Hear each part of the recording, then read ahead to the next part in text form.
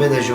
मज़हब तो आपका मज़हब आपके लिए है बहुत प्यारा, हमें मुस्लिम का मज़हब बहुत प्यारा है, लेकिन अब इसके जो ला आया उस चीज़ को हम कुछ कर भी नहीं सकता।